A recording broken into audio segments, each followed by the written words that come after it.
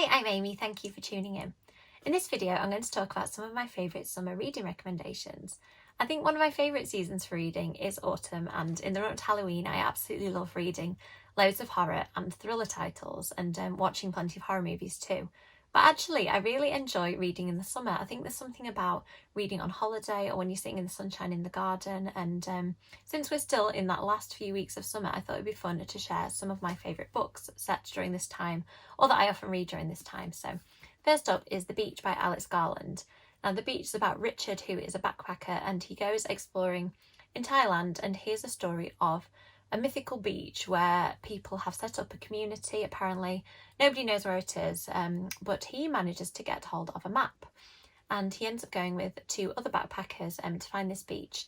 And at first they live an idyllic existence, they're living from the land, and gradually things start to go wrong. I really like this book that it has a thriller feel to it, but also it's just so immersive you get really inside Richard's head. He talks about his life and his past, and I don't think there's many books that have such good characterisation as this, so I love reading it as a writer, trying to unpick why it works so well. And it's just a fantastic story. I will give it a quick content warning. There is a suicide near the beginning of the book, so just be mindful if that's something that you would not like to read about. So the second book on my list is A Sky Painted Gold by Laura Wood, and I hope that the video picks up how truly gorgeous this book is. And I think that the cover represents really well what this book is like. It is a dreamy, beautiful book set on an island, mainly off the coast of Cornwall in England. And I'll read you the blurb just so I can capture the beauty of this story. When Lou steals inside the Grand Cardew house in the dreamy summer of 1929, she's drawn into the lives of the Cardew siblings, glittering whirlwind Caitlin and handsome, enigmatic Robert. But as Lou is swept into their dazzling world of moonlit parties, unrivalled glamour and whispered secrets, can she stay true to herself and her heart?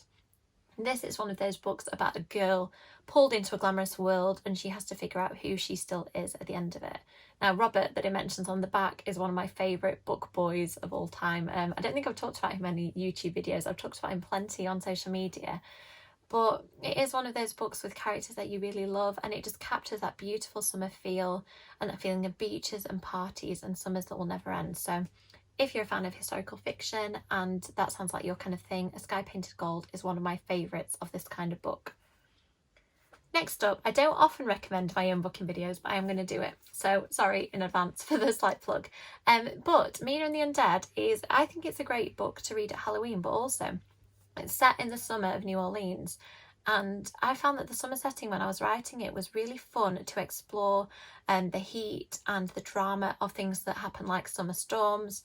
And I felt like the heat added something to the setting, and the feel of summer and not having any responsibilities was really fun to offset against the serial killers and the crimes that happen in the book. So I'll read you the blurb in case this is something you're interested in, and then I'll move on to books by other people. Mina arrives in New Orleans to visit her estranged sister Libby. She loves nothing more than a creepy horror movie and can't wait to explore the city's darkest secrets. Vampire tours, seedy bars, spooky cemeteries, disturbing local myths. Mina lands a part-time job at a horror movie mansion and meets Jared, Libby's gorgeous housemate and fellow horror enthusiast. But the perfect summer bliss is broken when she stumbles upon the body of a girl with puncture marks on her neck, clutching a lock of hair that suspiciously resembles Libby's. Someone is replicating New Orleans' most brutal supernatural killings.